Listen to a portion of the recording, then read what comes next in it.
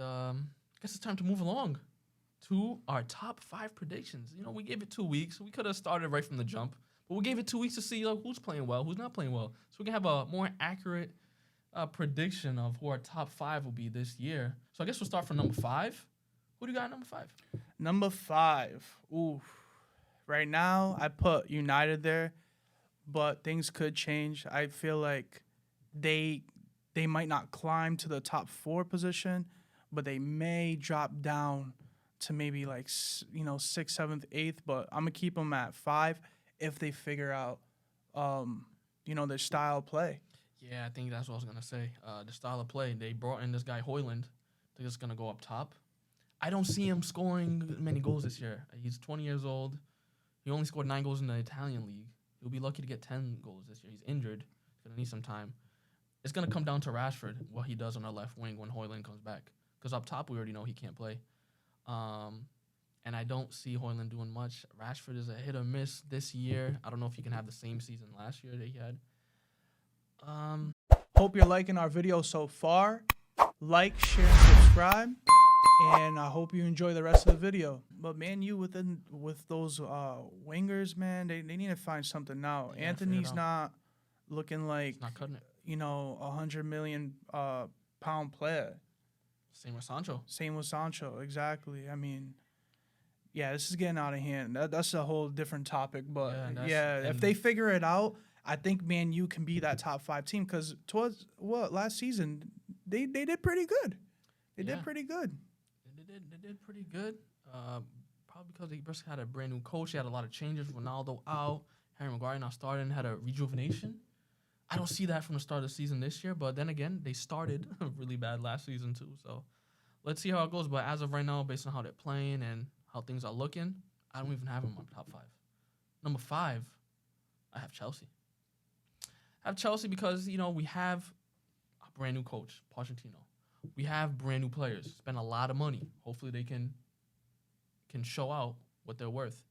And I think they will. They just need a little more time to gel. Just like, any big club that has a bunch of new players. They need some time to gel. Real Madrid needed that preseason for Bellingham and all these people to gel in. I think the same thing with Chelsea. Obviously probably not going to go into first place this year, especially with Nkunku out. We have some injuries. Reece James out for a few months. Unfortunate injuries, but I think we have a really deep bench that can fill in, and I think we'll crack that top 5 spot. Yeah, I mean, Real Madrid didn't have to replace 30 players. That is true. I mean, Chelsea, from the first game and within the second game, it's not like they played bad. They're only getting pushed back right now because they didn't finish. They didn't get the result. Right. So if they figure out where they're getting their goals and what system they're going to play, they could be dangerous. Yeah, are we going to play 5 in the back or are we going to play 4 in the back? Is Thiago Silva going to play every game? That's a little scary. As soon as we solidify exactly how we're going to play, like you said, especially when we get all our players back, I think it's very scary for the rest of the league because we're going to come out with a vengeance because we have something to prove this year. Last year we came in 12th.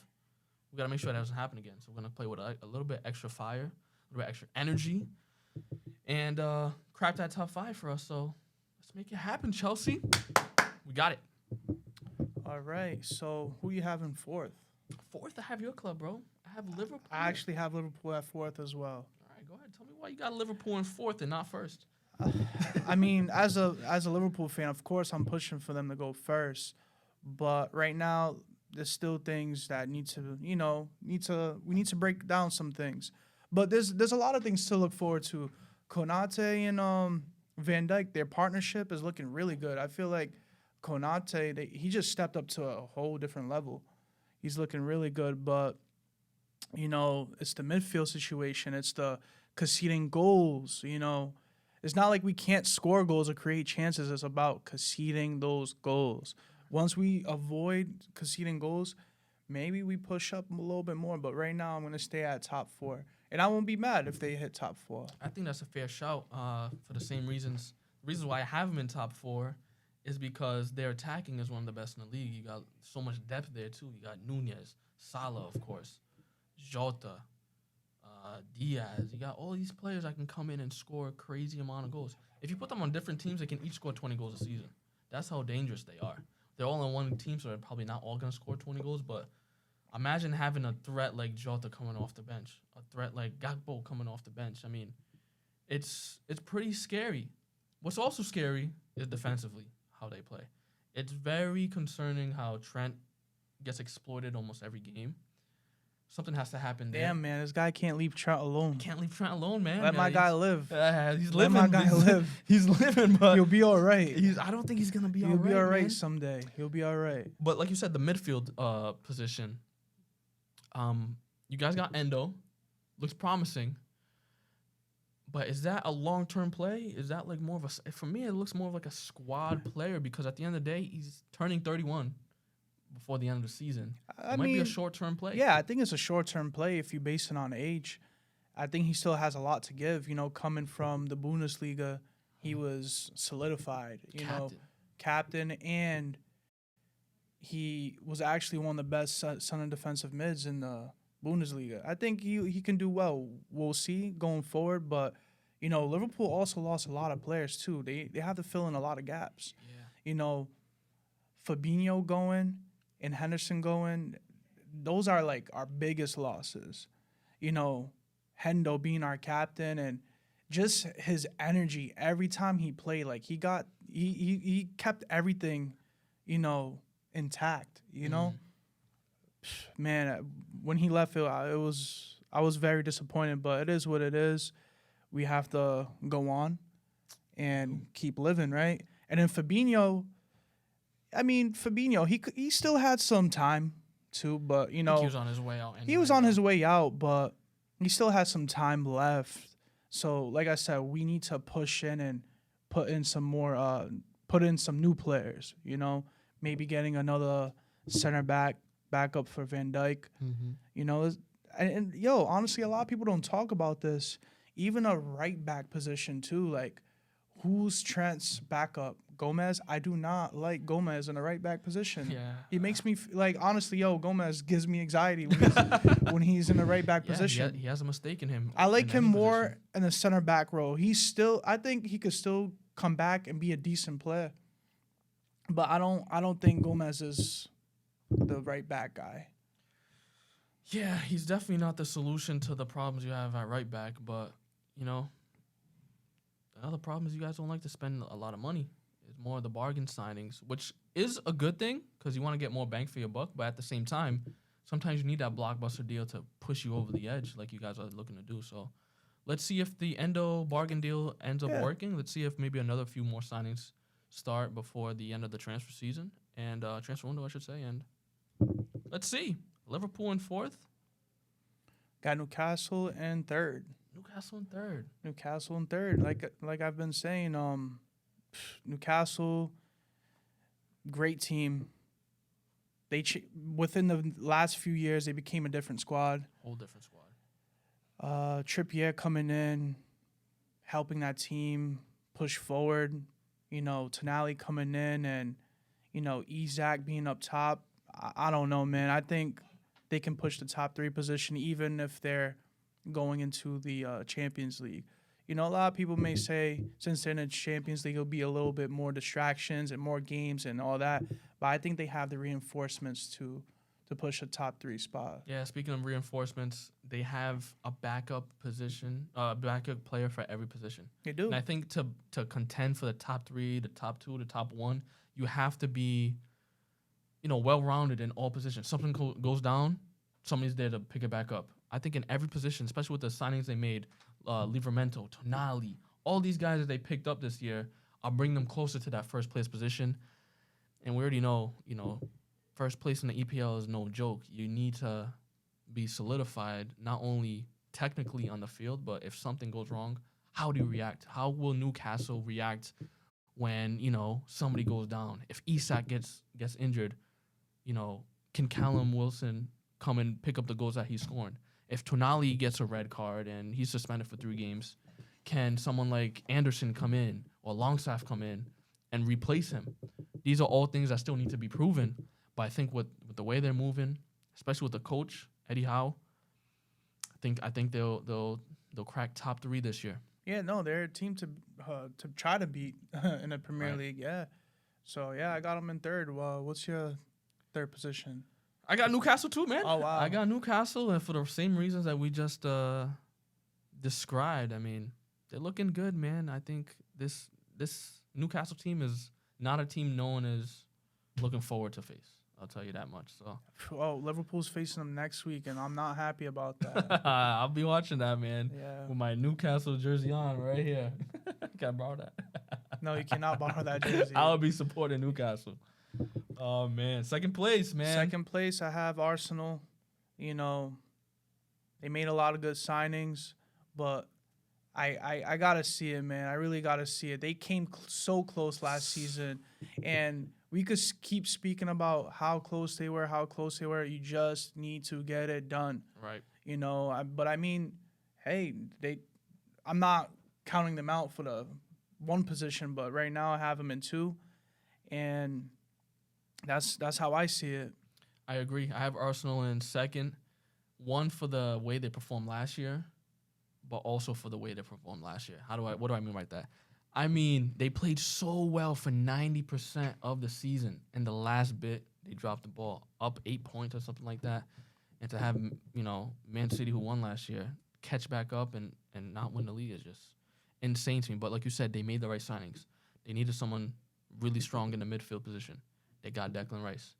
They needed, a little bit more, comfort in the back line. They bought Timber. Unfortunately, he's out for the season, or majority of part of the season. But They did got what they needed to do. reinforcements all over the pitch. All over. You got Raya in goal now. Yeah. I mean, they didn't buy him. It was a loan, I It's believe. alone, yeah. But still, I mean, now you got Raya and Ramsdale. That's ridiculous. That's crazy. Raya was probably top 3 goalkeepers last year. I agree, especially on the stat side, probably number one. But Yeah. at the end of the day, I have Arsenal in second because of those reasons, and we'll see. It's going to be close. It's not going to be like last year, 8-10 points gap. It's going to come really close because there's some teams that got weaker, some teams that got stronger, and that closed the gap. It's going to be a crazy Yeah, but I season. mean, if they keep these guys together, they could win a couple championships. These are still young players. We're talking about true. Saka and Martinelli on the wings. They have years ahead of them. Yep. But they're playing like they're solidified in the league. Yeah. But I mean, shit, they definitely are. You had Martinelli had about 15 goals last season, and Saka had about the same amount of goals as Yeah. well. Yeah, all three of them. Jesus, Odegaard as well. Odegaard, and Saka just did the core of the team, and now they just added more solidity. They solidified the core group with Rice there, Ramsdale playing really well, and this competition, like you said, it's gonna be really promising for Arsenal. But they have to get the job done. They have to finish these chances. And Ketia, while Jesus is out, can you score those goals to make sure you get that 2-1 win instead of a draw? That's what determines whether you're gonna be a champion or not, and that it needs to be shown early parts of the season because you can't go back in time. Wow. Well said, bruv. Well said. You already know. Number one, we have You have the one and Tottenham. only Hotspur. Tottenham Hotspurs. I mean, no, it's a joke. Nah, you have Luton Town. Luton Town. Brentford? Hey, yo, it's not a bad shout. I mean, the way they're playing right now, they could be what? They, A little surprise. a little you know? surprise. A little Never surprise, know. yeah. Undefeated, right? Yeah. Who I really have at number one is Brighton. Oh, wow. That's I another mean, good shout. let's stop joking around. We all know who's going to be number one this year. We're looking forward to seeing Man City win it once again, 4 times in a row, never been done. I don't want to see it.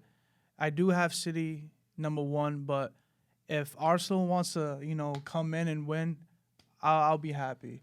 Or even if another club comes in, Newcastle, whatever, but can't be Man U and it can't be Chelsea. Oh boy, it could definitely be Chelsea. I would be running around in a parade.